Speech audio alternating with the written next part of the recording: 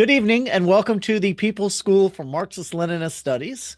Today is December 10th, 2024, and tonight our class will be given in collaboration with the Independent Progressive Political Action Clubs of America, or IPPACA, on Vito Marcantonio, a true people's politician. The People's School for Marxist-Leninist Studies is a Party of Communist USA sponsored school, so this does allow us to have a wide variety of topics and discussions. And with that, tonight, we will be going over first an introduction to IPPACA, the Anti-Monopoly Coalition, and the American Labor Party. Then we'll go into Vito Marcantonio himself, his early life, his political career, and his stance on the Korean War and later life. And so with that, we will have our first section as the introduction to IPPACA, the Anti-Monopoly Coalition, and the American Labor Party. With this past election, and probably the last couple elections, we've been seeing a rapid drive towards anti-democracy.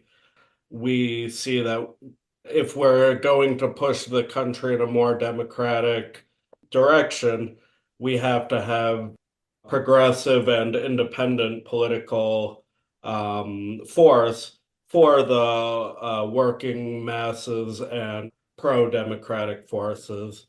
So we wanted to start off giving a little bit about what IPPACA, Independent Progressive Political Action Clubs of America, is. Right here we have the preamble of the Constitution for IPPACA.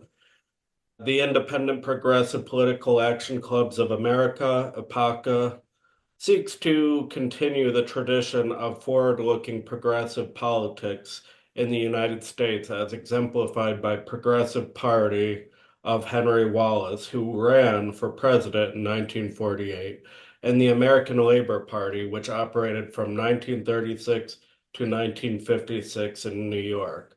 IPPACA is not a political party, but rather a legislative and electoral formation that works with candidates from different political parties, as well as independent candidates.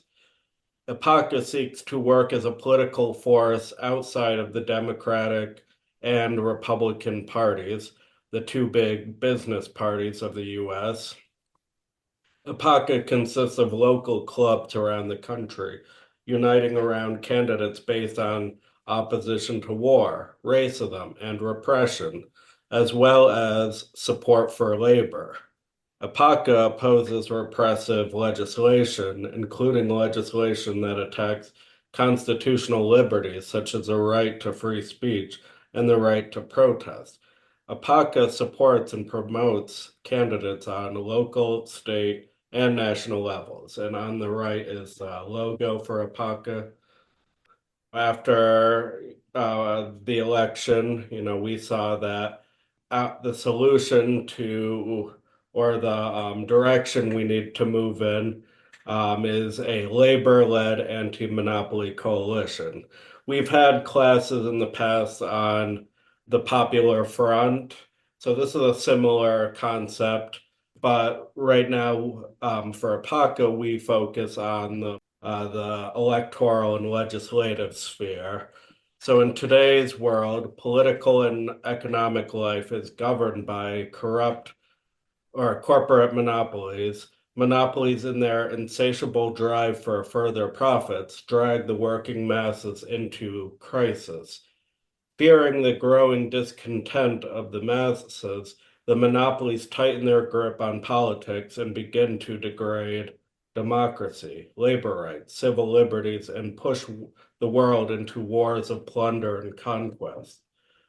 As you can see, it's a little hard to see because it's so bright, but in the background, so Uncle Sam is sitting at the table. You have Puerto Rico, which is a pig.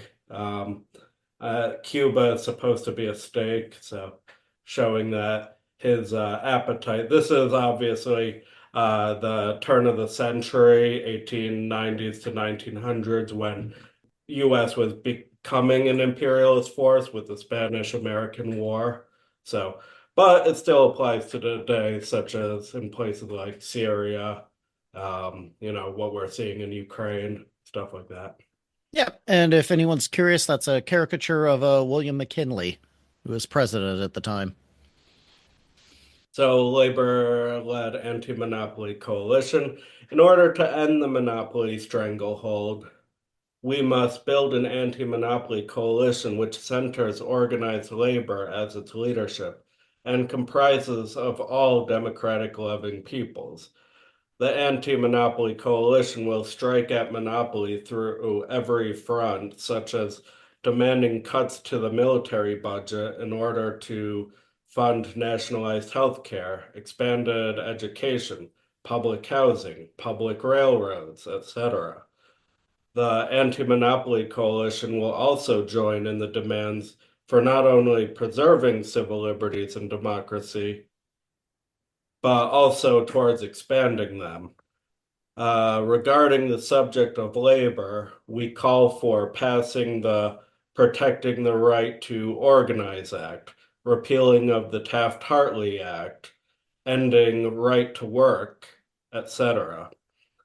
The anti-monopoly coalition will struggle against gender, sex, racial, national, religious, and ethnic discrimination as tools of monopolies to divide up the working masses.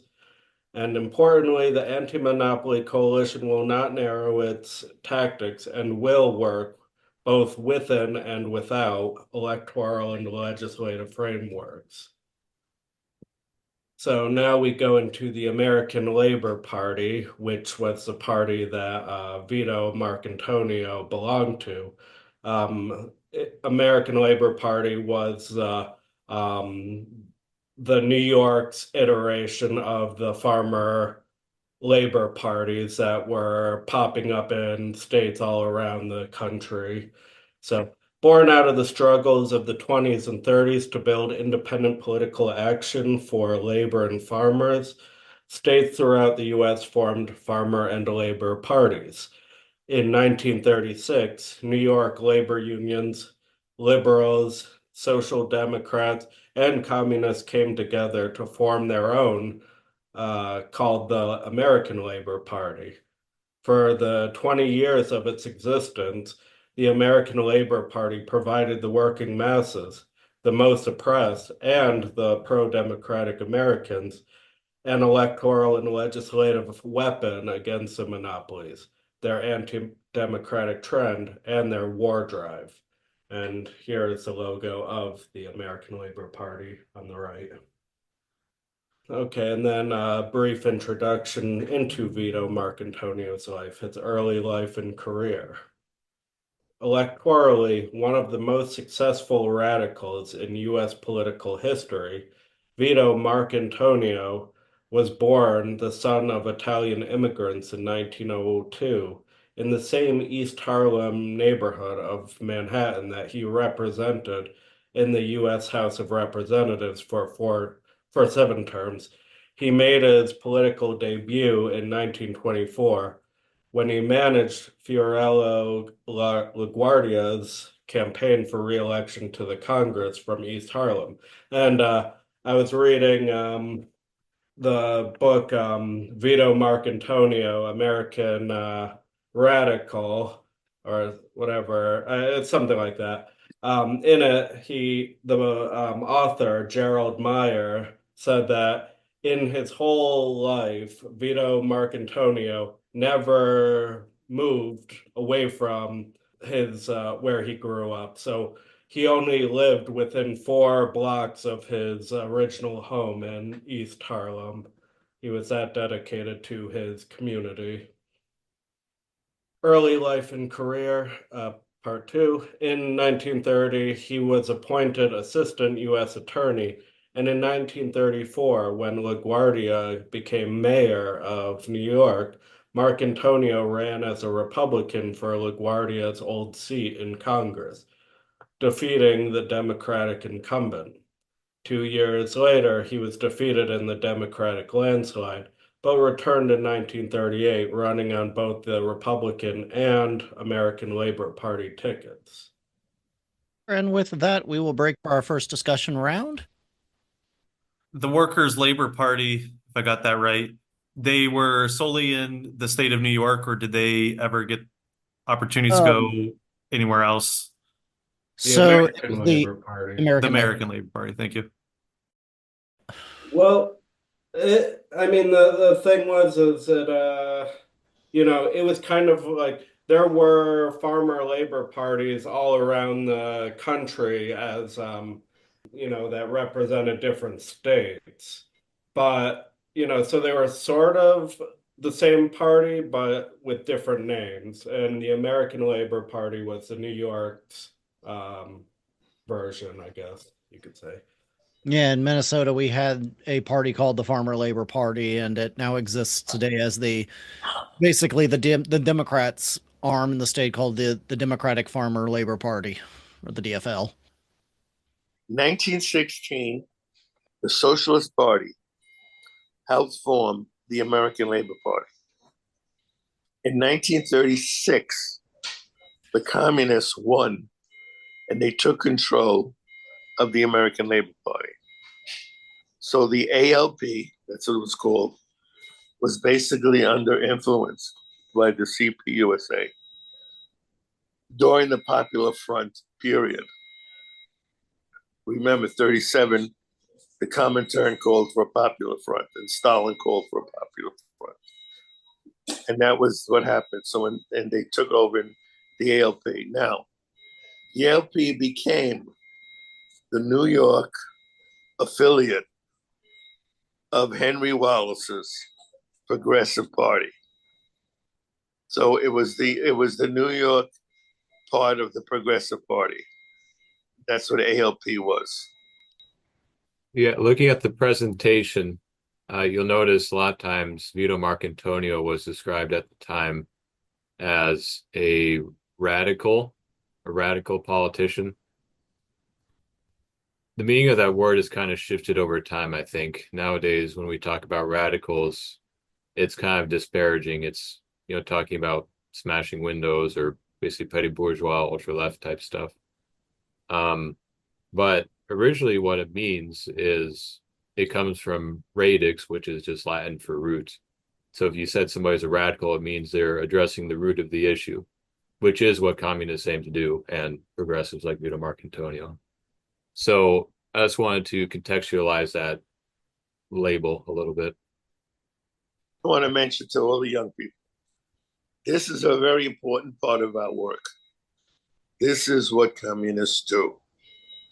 Not running around in circles with placards and red flags, screaming and yelling. That's not what we do. This is what we do.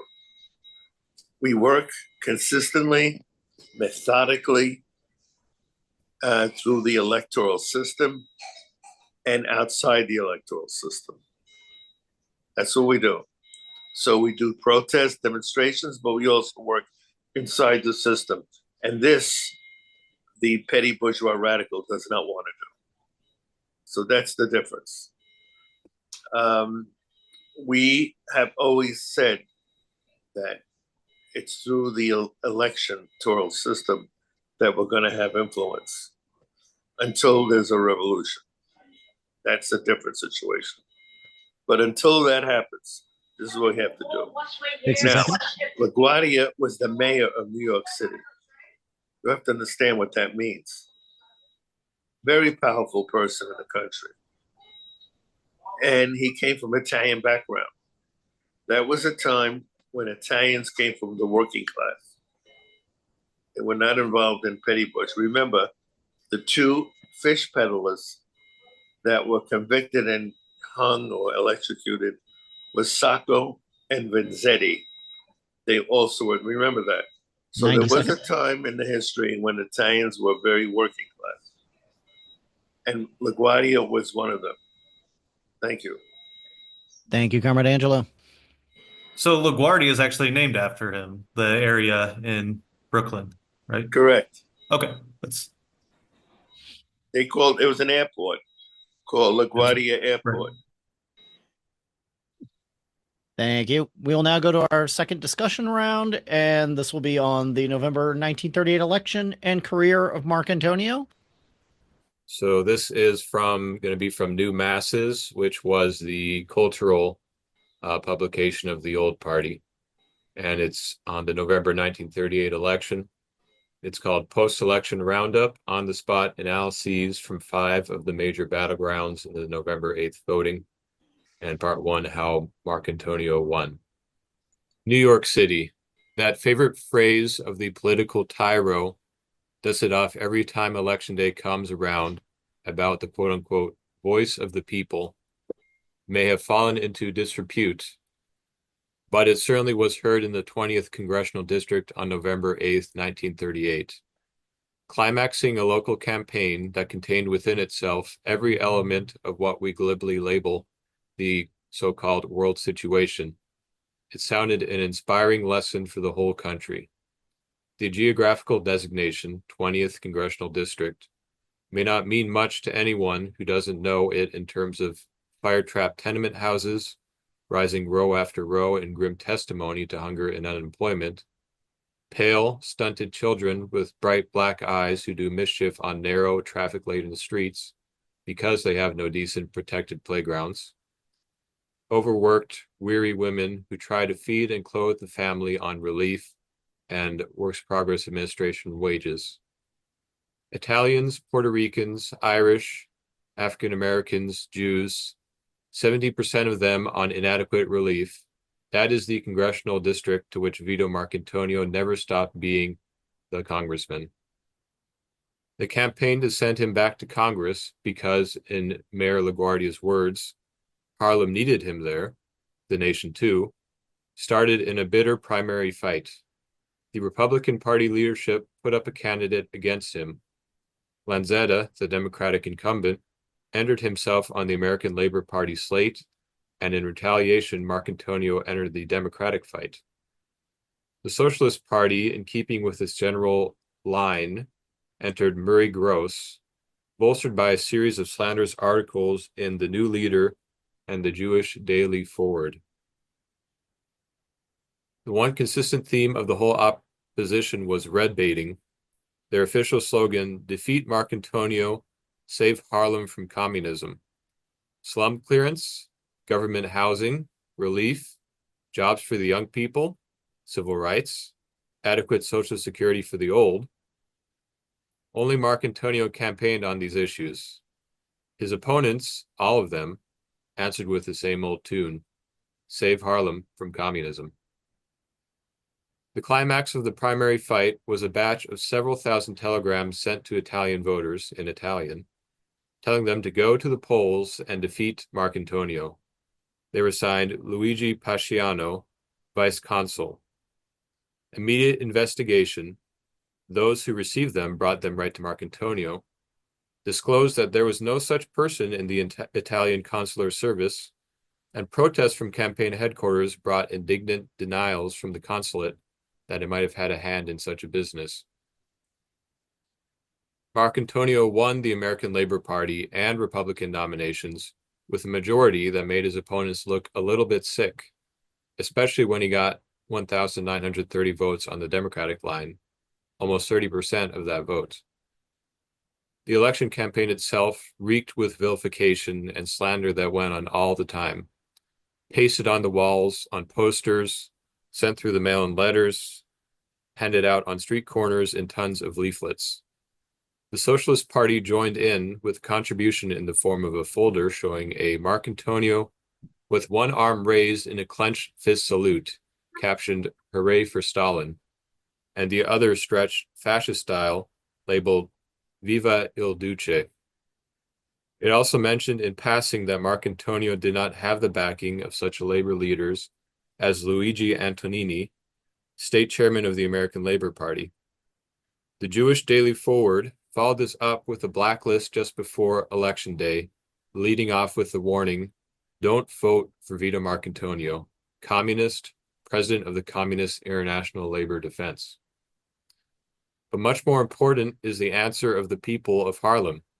Scores of them, Italians, Puerto Ricans, Irish, African Americans, Jews, day after day and night after night, reported at campaign headquarters, climbed up and down the foul and ill-lighted tenement stairs, canvassing for the congressman. They went right into those miserable slum homes and told their neighbors why a vote for Marcantonio was a vote for progress, prosperity, and democracy. A nonpartisan youth committee, 40 neighborhood organizations, worked with truly dynamic energy, jubilantly freed from the enervating and corrupting influence of Tammany Hall. Every progressive organization in the district campaigned. Marcantonio summoned a meeting of the Harlem Legislative Conference, which was attended by the representatives of every civic, fraternal, cultural, and political organization of the Puerto Rican and Italian people. Businessmen, civic leaders, teachers, priests, all of them testified to the fact that there was no hatred between their peoples, that their only desire was to live in peace and harmony, and to work together for the betterment of all. A delegation was elected to go with Marcantonio to report to Mayor LaGuardia and to request his intercession. Lanzetta was in the hall.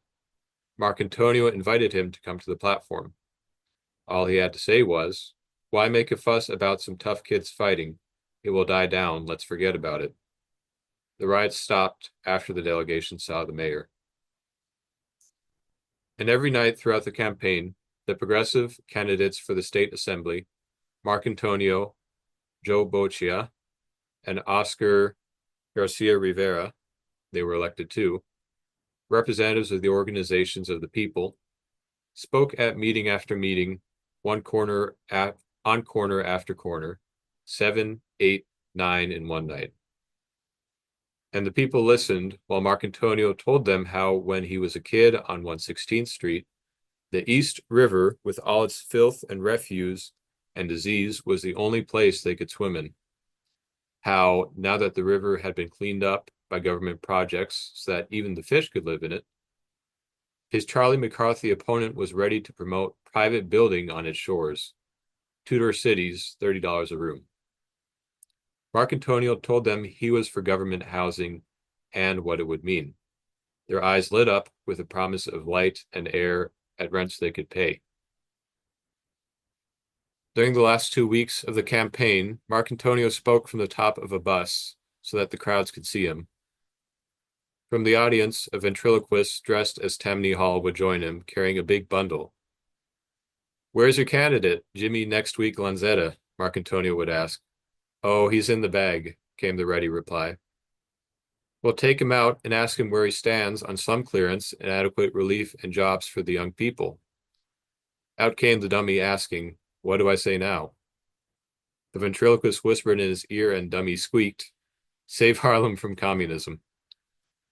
They laughed, the Italians and the Puerto Ricans, and the Irish and the African Americans and the Jews, laughed and remembered. On the night before Election Day came the wind-up rally on the Lucky Corner. It was a beautiful night, warm with a full moon. On the corner of 116th Street and Lexington Avenue stood a platform backed by a huge electric sign reading, "Harlem LaGuardia, Lucky Corner, Marcantonio and Boccia." Upon it were seated the representatives of Harlem's organizations between the stars and stripes of the Italian flag. From the fire escapes and rooftops, mothers and fathers and babies listened. From the sidewalk, curbs, and roadways, more than 10,000 beaming constituents looked up at the speakers. Suddenly, while Marcantonio was speaking, a parade came over the hill from the west side, massed American and Puerto Rican flags flying at the head of 3,000 cheering Puerto Rican voters.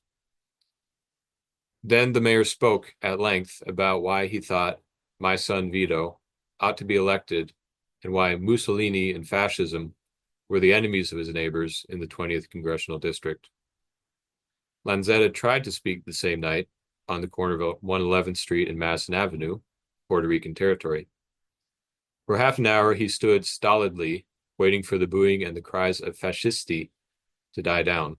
Then he gave up and went home. On Tuesday, November 8th, all day long from 6 o'clock in the morning until 6 o'clock in the afternoon, though many of them had to stand for an hour in the rain to get into the crowded polling places, the people voted. No trouble, no disorders, and at any sign of it, watchers and committeemen They're on the street to know the reason why. The members of the Air National Labor Defense legal staff assigned to duty had nothing to do but wait for the results. 1 hour and a half after the polls closed, a parade marched down 116th Street with the coffin marked Lanzetta. By a plurality of almost 7,000 votes, the biggest in the history of that district, the people of Harlem spoke. We of the Air National Labor Defense always knew that the president of our organization was a defender of liberty and justice, a fighter for progress and democracy, a fearless progressive whose voice was raised for labor rights, for the rights of the people on the floor of Congress. But it was not until I saw the faces of 10,000 triumphant voters standing in a steady downpour in front of the Mayor LaGuardia Club on 116th Street at 9:30 on election night, smiling up at their champion, Marcantonio, speaking to them from the first-story window in Italian, thanking them for their confidence, assuring them that he would do everything to deserve it in Washington, that I realized what he means to them. The red baiting had failed. The attempts to divide them had failed. The determination of united forces for progress and democracy, as represented in their spokesman, Vito Marcantonio, won. Vito Marcantonio against Taft-Hartley Act in Congress. What is your justification for this legislation? A labor union, he explained, is a workers' quote only defense against exploitation. You are making him free and impotent to defend himself against any attempt by industry to subject him to the same working conditions that existed in the United States 75 years ago. You're giving him the freedom to become enslaved to a system that has been repudiated in the past not only by Democrats, but also by outstanding progressive-minded Republicans. Under the guise of fighting communism, you are, with this legislation, advancing fascism on American labor. But here's Marcantonio right next to the New York City mayor.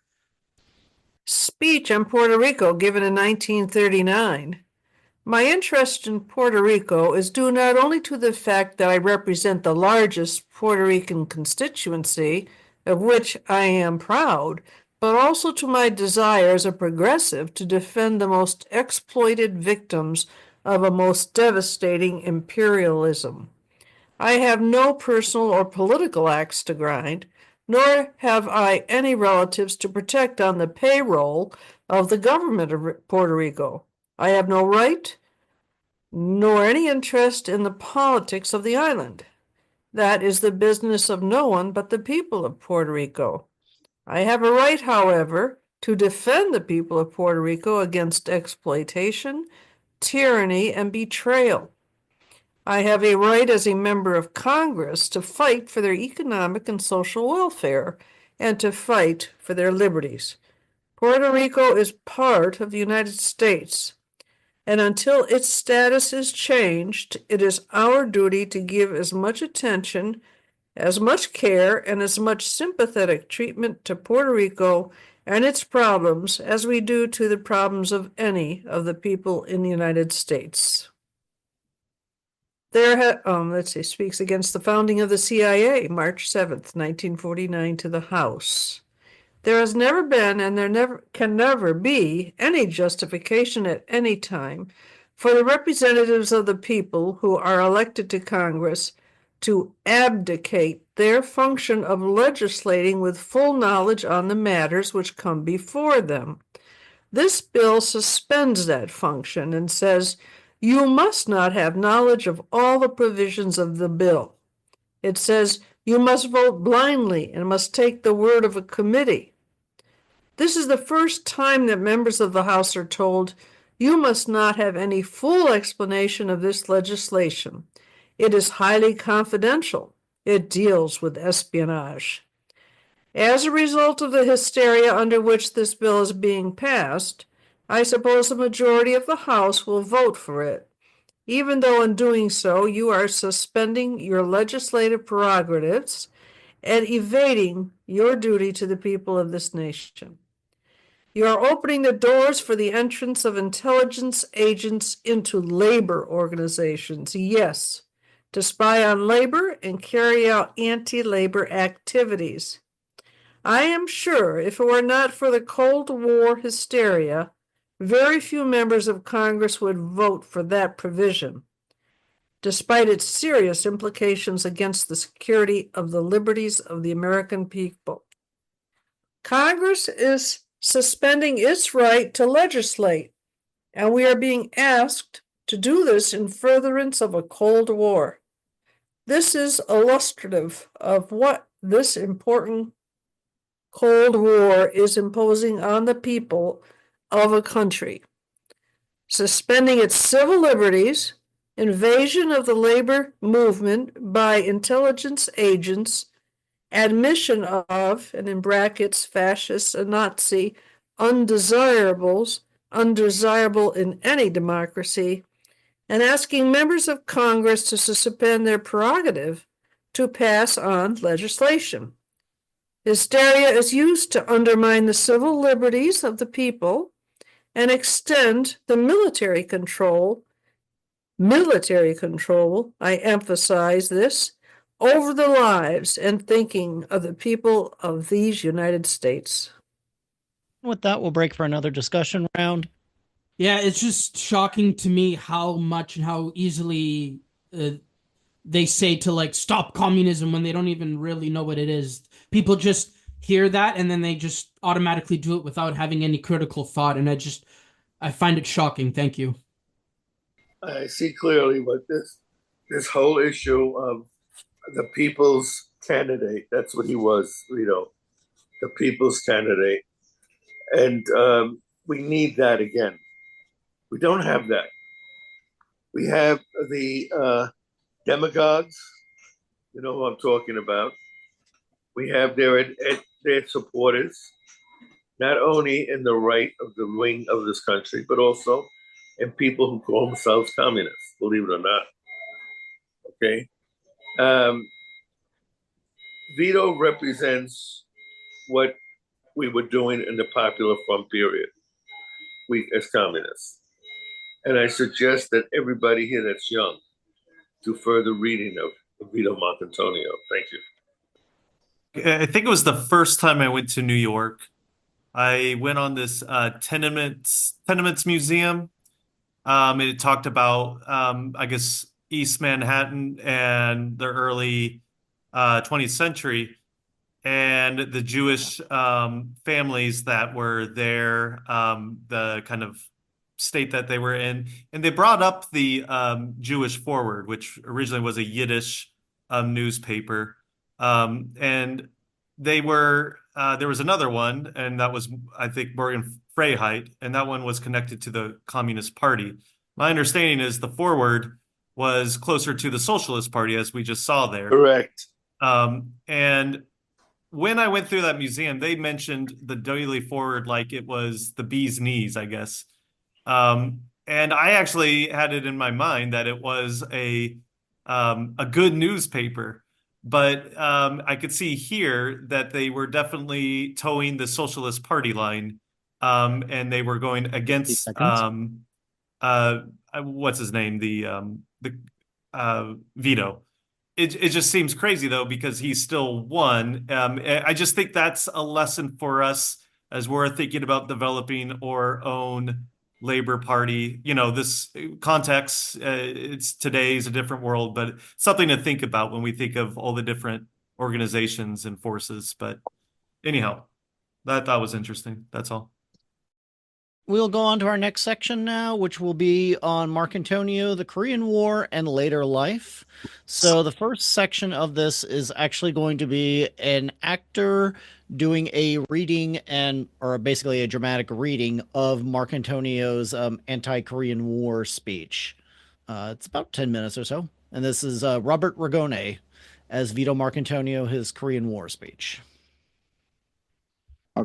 Explaining that he'll dramatize an anti-war speech he gave in 1950, as well as a political backdrop of that time. The speech is actually the splicing of two significant speeches from that year. Also, 1950 was Marx's last year in office as the political parties joined forces to defeat him. So I'm going to welcome you, founding member and co-chairman of the Vito Marcantonio Forum, Roberto Ragone. My friends, the following is an excerpt combining two speeches I gave in 1950 to Congress. One from June 1927, when I stood up as the sole opponent against our entering into the Korean War. And the second from December of that year, in which I warned the United States against a policy of war. Now, I was generally hopeful and optimistic about the ability of the American people to take control of the nation's destiny. I did say in that same year, and I quote, "To those who feel overwhelmed by the seemingly powerful character of the war makers and the profit makers and their tools, the Democrats and Republicans and their flunkies, the false liberals, I say that midnight is ending. Just as the calendar brings this around the turn of a new half-century, so has the clock of events brought us past midnight. We are going to outlive this. However," end of quote, and however, even with that hopefulness and optimism, I risked my political career with the following remarks of outrage and concern to the House of Representatives as the major political parties joined forces against me.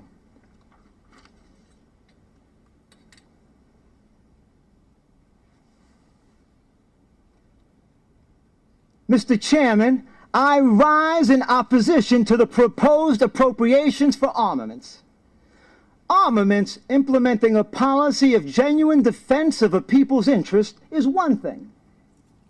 But these armaments implement an insane war program which has never been in the interest of the nation and is today definitely not in the interest or defense of the people of the United States. This insane war policy culminated last June with our Operation Desperation in Korea. I do not believe I am subjecting myself to an accusation of immodesty when I now say beyond challenge that I stood up here as the only member of Congress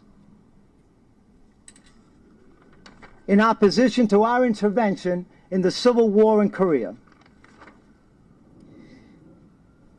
I did so on the very day on which the President announced our disastrous adventure, and after the Majority Leader read this short statement by the President. In these circumstances, I have ordered the United States Air and Sea Forces to give the Korean government troops cover and support. Mr. Chairman, the words I am using do not adequately describe the disastrous consequences this course will have on the people of the United States, if not checked by the people themselves. On June 27th, I said, I would be remiss to the things in which I believe if I did not stand up here and state my opinion on this matter. After all, Mr. Chairman, you only live once, and it is best to live one's life with one's conscience than to temporize or accept with silence those things that one believes to be against the interest of one's people and one's nation. I warned.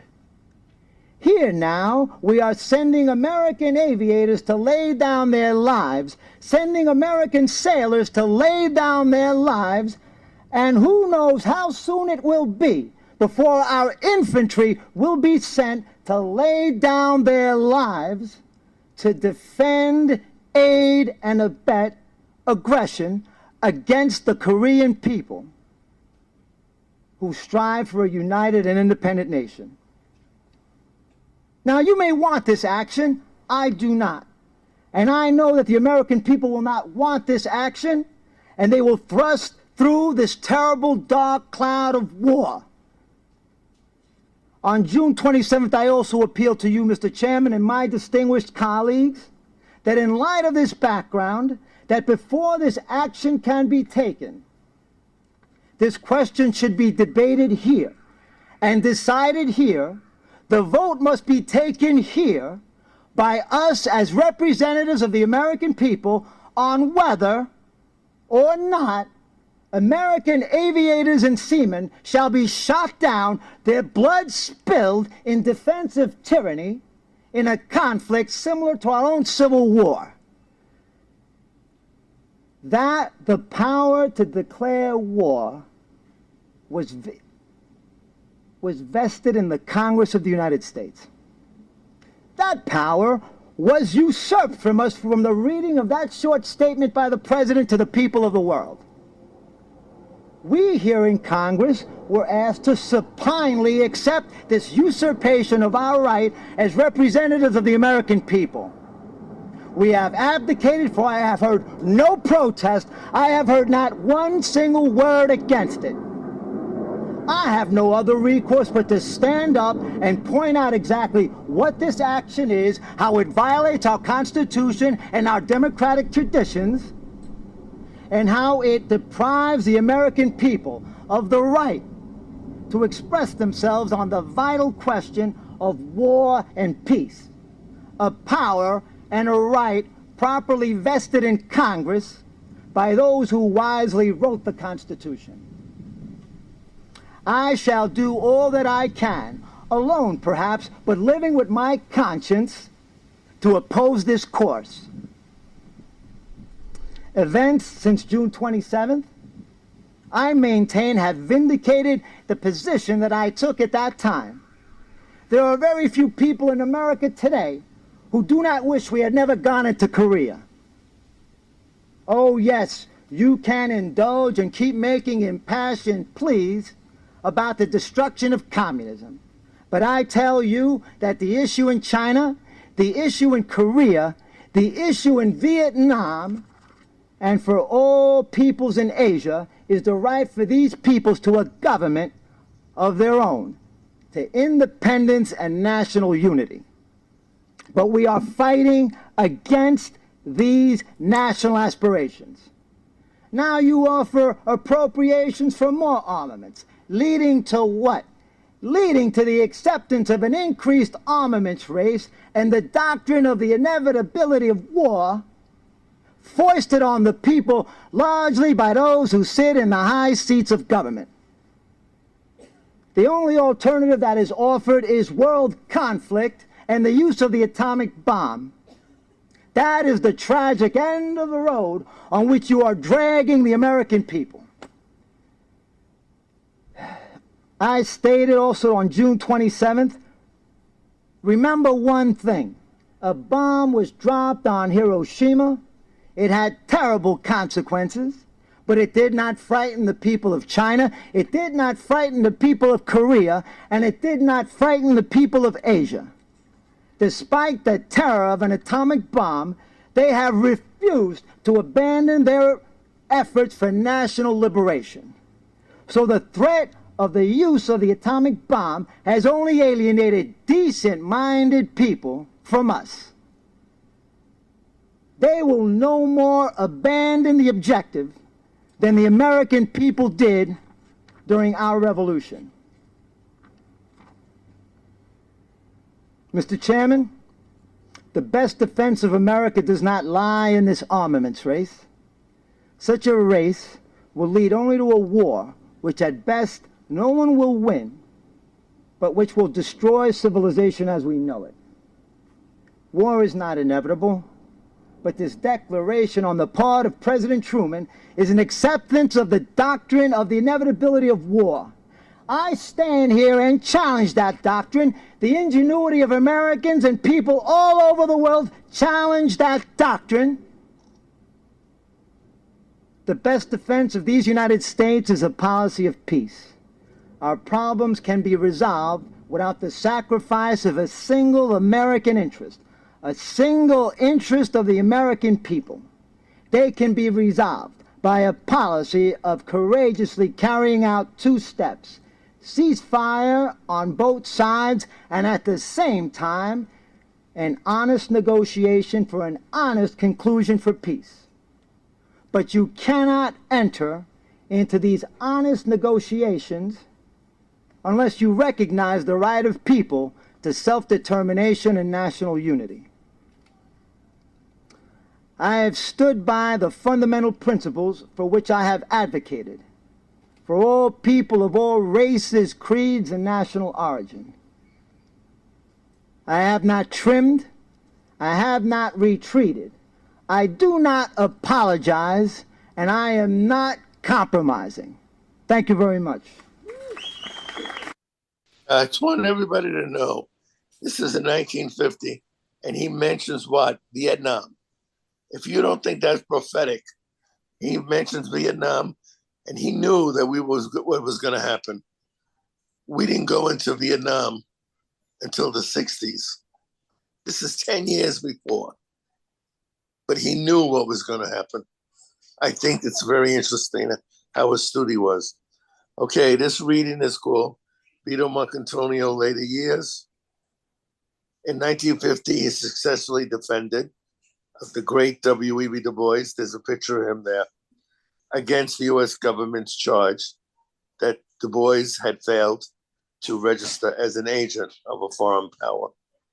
And by the way, Du Bois had been the chairman of the Peace Information Center, PIC, which was against the war in Korea. And it was a member of the World Peace Council, which has been reactivated again. The American Peace Information Center is alive again. Marcantonio also acted as one of the attorneys for the U.S. Communist Party in hearings before the Subversive Activities Control Board. They were the same as the House Un-American Activities Committee. Their job was to tell the American people what groups they could join and what groups they can't join. It's very simple. In 1954, Marcantonio announced his return to politics as an independent candidate for his old seat. Unfortunately, he died before he could begin his campaign. Thank you, Comrade Angelo. And then our last thing tonight will be Troy Hodges as Paul Robeson reading the eulogy of Vito Marcantonio. Good afternoon. In the untimely death of Vito Marcantonio, progressive humanity has suffered a shocking and grievous loss. He was the people's tribune, standing often alone in defense of their rights and interests in the halls of Congress, overrun by the spokesmen of big business and corrupt old party machines. When all other representatives howled and legislated for war, he advocated and cast the people's vote for peace. When Congress saddled the labor movement with oppressive measures, he voted for the working majority of Americans and against the special interests of monopoly. When the constitutional liberties of the people were taken away, he defended their rights in the courts. In his district, the 18th Congressional District of New York, Mark was revered and loved as a friend, a brother, a true leader by the scores of thousands of Puerto Rican, Italian, Negro, Irish, and Slavic families. The families of the poor, whose cause he aggressively championed, and whose problems he tirelessly helped to solve. Perhaps no group of Americans is called upon to honor his name and his memory more than the Negro people. Marcantonio was the Thaddeus Stevens of the first half of the 20th century. Consult the congressional record. For the 14 years he served the people, so fearlessly and brilliantly.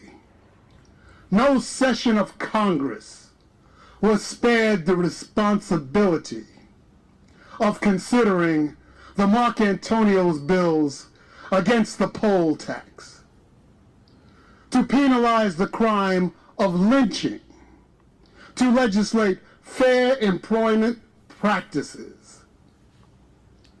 No voice was raised more eloquently and frequently than his on behalf of our sorely oppressed people. He was the only congressman in the past 2 decades who possessed a perfect record of votes on questions affecting the special interests of Negroes. He was the finest congressional parliamentarianist of our time.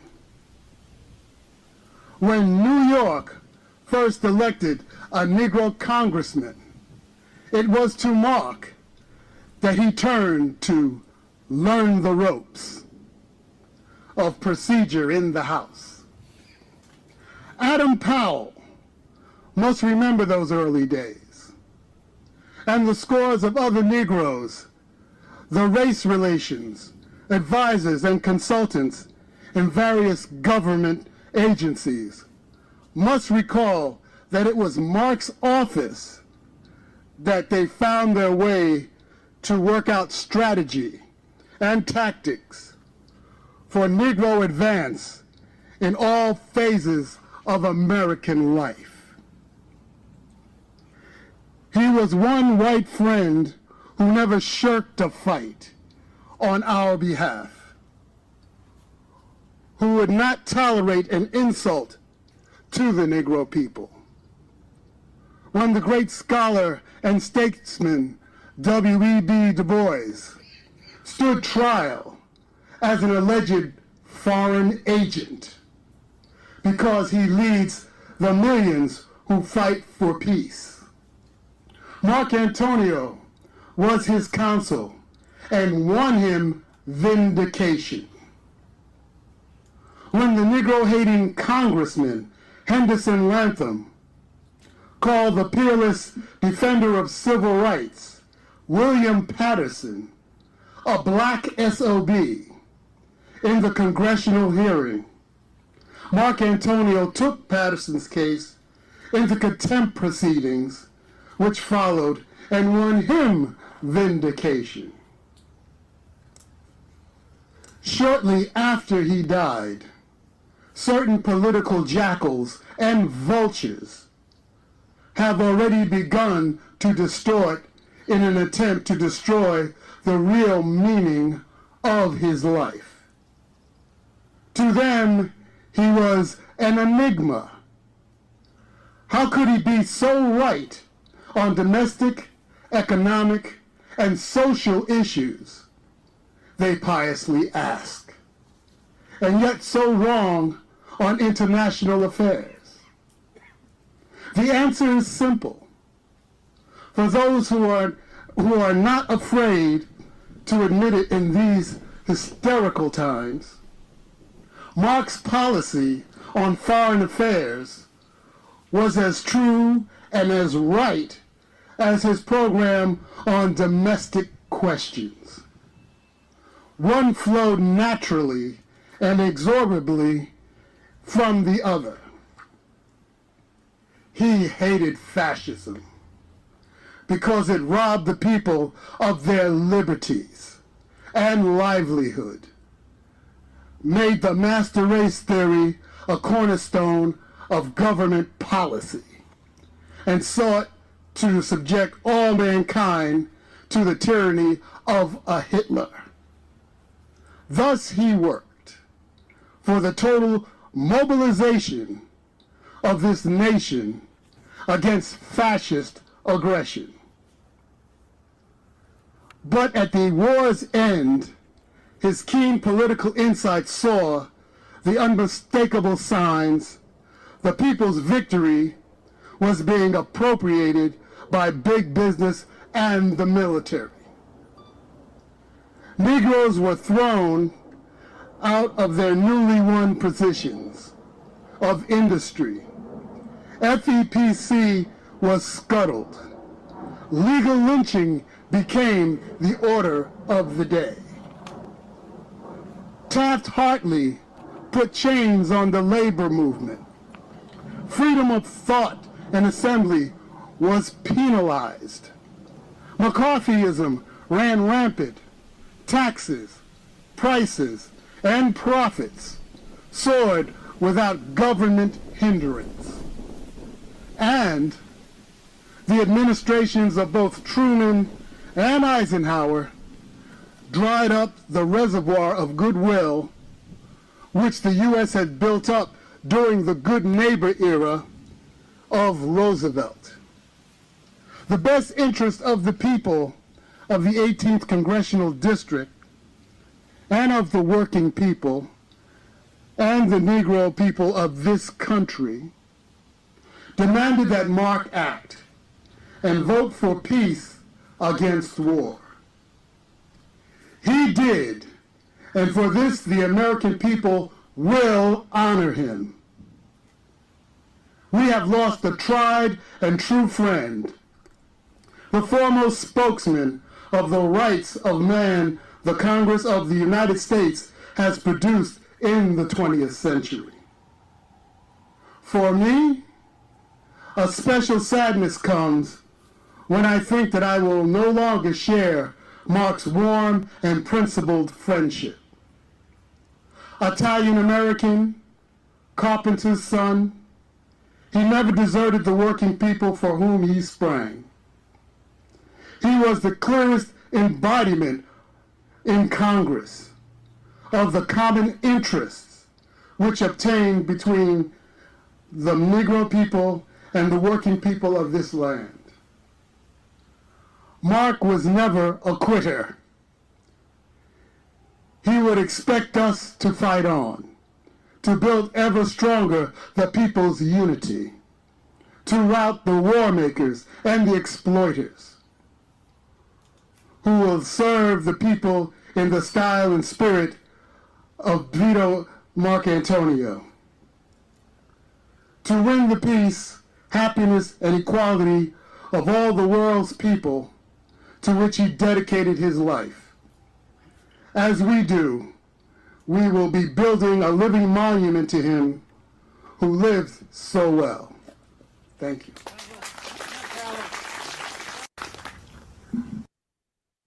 All right. With that, we'll break for our last discussion round. That was one incredible speech by Vito Marcantonio, and I just can't help but imagine how different it would be right now if we had somebody in Congress that had the guts to speak like that and stand for the people, not just here, but all over the world, like he did. With the rise in anti-war sentiment, I can't help but think that it would be a decisive factor nowadays. Thank you. Yeah, this has been a really great class. I'd never heard of Marcantino or anything like that. I kind of knew a little bit about LaGuardia, but never heard of this guy. So it's been really, really informative. And I just wanted to say that I think that this is what people were looking for whenever they were supporting the squad. They were looking for a fighter, and it's proven that the squad can't fight. And it's only the Communist Party that can actually fight for the working class. And so going back to these roots and these principles and looking at our history, I think is incredibly important. Thanks. this is really where communists and generally the American left needs to go. In today's world, after there was a big vacuum left in the communist sphere for decades, it got filled with anarchist trends, new left trends. Now we're looking back at history, seeing what was very successful. And, participating in politics was seen as a step towards revolution. It wasn't the end all be all, but it was an important step in that direction. We definitely need, the left today majorly reject electoral politics, except for, maybe becoming the high bailiff. But um, sorry, I had to. This is really where we need to go, getting into our communities, not even just shooting for the presidential, getting involved with local councils, school boards, mayoral races, stuff like that. And then eventually it 90 trickles up seconds. into the Congress and national level. I wonder how many people were taught in school Vito Marcantonio. I bet you nobody at this meeting was taught that in school. This is all new. That's why you need to come every week to the People's School for Marxist-Leninist Studies, because you're going to learn. You're going to learn stuff that was denied you. They were denied you. The board, I used to work for the Board of Education, and they tell us what to teach. And if we teach the truth, they don't like it. So therefore, you need the People's School to find out information which was denied you. I want to mention that this is very important. Thank you. Yeah, so what I wanted to say is we look at leaders like this and we're inspired by them, and I think that that's great, but such a big part of it is that I think that we need to become the leaders ourselves to whatever extent that we can be. And I'm kind of using this as an excuse to say something happened to me personally today, and that's that I became the union rep at my job. And I was told some things today, and I'm going to be very vague because I don't know who's here, but there's some stuff that may be happening, and it's going to be in the news if it does happen. And there's probably going to be some people that wind up in a jail cell, and I'm going to make sure that I'm one of them if it happens. Don't be afraid to stand up. Don't be afraid of the inside of a jail cell. I'm not a tough guy. I've been there many times. It's not going to hurt you. I wake up at 5:30 every morning. I read an hour of theory a day, and then I go to work. But at the end, type it on a keyboard, and reading theory is only going to help you to the extent that you can apply it to the real world. We've all got to be the leaders, that we want to be to see the change that we want to see. That's basically what I want to say. Yeah, I just wanted to add that I recently heard a talk about Lenin's support for participation in parliaments before there's any kind of revolutionary situation in the country. And specifically, the Russian Social Democratic Labor Party was in the Fourth Duma. They had representatives in the Fourth Duma, and they considered it like a big part of building the party. So I thought that was interesting. And this is obviously right in the vein of that. So it's very informative. Just on that, since that was mentioned, who wrote that book, The Bolsheviks and in the Fourth Duma? Does anyone know? Because I think that's just worth mentioning because it's definitely relevant. It's great. But if someone could find that. I was just going to mention, what I liked about that speech is how Badayev. B like a boy, A, okay. D like we'll put it in the chat. But I just wanted to mention that speech was great. I think Conrad mentioned fascism. He was actually able to tie fascism to war and imperialism, which I think a lot of liberals or Democrats don't do when they attack Trump for being a fascist. And it was just kind of very clear-headed to hear that. But he was someone from the 50s. That's all. Yeah, I thought actually brought up a pretty good point, about leaders and, how we need to be leaders because I would say before I joined, any type of party, especially the PCUSA, I would not have considered myself a leader. I didn't have leadership skills. But that's something I feel like if you take it seriously enough that you end up learning over time, if you take the work of being a communist seriously, because now it's like I'm getting involved in things in my union, and I'm trying to take more active roles in those things, and which may eventually lead to leadership roles. Who knows? But that's I just wanted to say that if there are people that are new, you kind of end up learning those things one way or another. So just to echo what he said, we do need leaders, and I think part of it is learning how to be a leader. Yeah, so that book is called The Bolsheviks in the Tsarist Duma by A. Batayev. I've read the book. I really think every comrade should read the book. If you like fiction, it's a very interesting book because it describes a revolutionary time. He talks about how they would hold meetings, by the way. So they had, I think it was 6 or 7, whatever they were called, deputies in the Duma. And they were not used to, change the Duma, but rather just amplify the message of the party. But also the party was active in trade unions, and there were like meetings at factories and stuff. It's a really good read on that level. An interesting point of it is one of their deputies, Malinov, or Malinovsky, something like that. He was actually an Ukraina agent. So it would have been like us if we had a member in parliament or in the Senate or the chamber, and it was an FBI informant. But Lenin said about this guy that he did more positive work for the Bolsheviks that he did for the Ukraina. Thank you. I just want to say congratulations. It is very important that we work in our unions like that. I was also going to echo a lot of what Comrade National Chair just said. The whole point, and I think Vito Marcantonio did a magnificent job in that speech, is to work within, the Parliament, the Congress, in our case, to show the absurdities of the bourgeois system, and point so people see that it's not a solution to our problems. Thank you. Hi. I was just thinking about, again, comparing and contrasting Marcantonio to the members of the squad and to AOC specifically.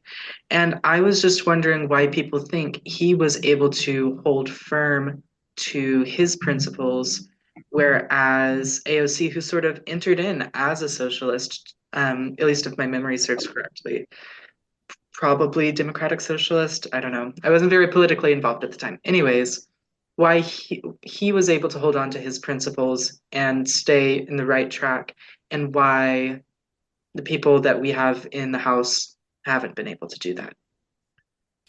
There's a lot that goes into AOC. She did have connections to the Democratic establishment before she got involved with the DSA and ran as a quote-unquote socialist. So there's a pretty good chance that she was, controlled opposition from the start. Of course, I think that there are a lot of different reasons why they failed in that regard. But I think one of the simplest reasons is they don't have theory on their side. They haven't read an ounce of Lenin. They haven't read any single bit. So they go in there with high-minded ideals, and then they get disappointed when it doesn't work. Like, communists don't have that issue. We already understand that the system as it is absolutely intractable for working people. Like, there's no ability to do it without revolution in order to get what working people want. And simply squad members and Bernie Sanders and everyone else, they think that compromising working class issues is a win. And communists don't. And so that's really the biggest difference. And it's the reason why we're in this political orientation that we are, is we realize that there is no compromise with this corrupt system. Thanks. I never heard of Vito Marcantonio, so I'm glad I tuned in tonight. But in that speech he was given, he was talking about condemning the president's doctrine. What specific doctrine was he talking about? Was that a bill or something?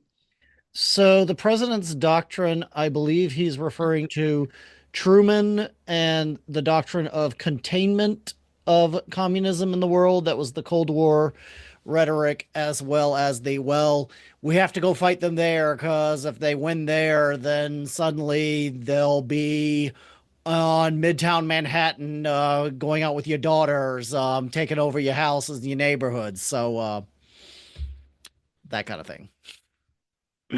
All right. So, unfortunately, we do need to wrap up because we are just about out of time for this evening. New Outlook Publishers is our sister publishing house. Comrade, can you give us a quick update? Yep. Please visit our partner publishing house, New Outlook Publishers. You can find it at newoutlookpublishers.store. And of course, purchasing books through New Outlook Publishers does help support the pool. And I don't think I could recommend any title more than the current issue of the PCUSA's Ideological Journal of the Communists. Please check that out, as it's important we get our message out there. And once again, you can find that at newoutlookpublishers.store. And normally we would conclude with our ending song, but we are out of time. So with that, I will thank everyone for coming by this evening. Have a good evening. Take care. We'll see you next week.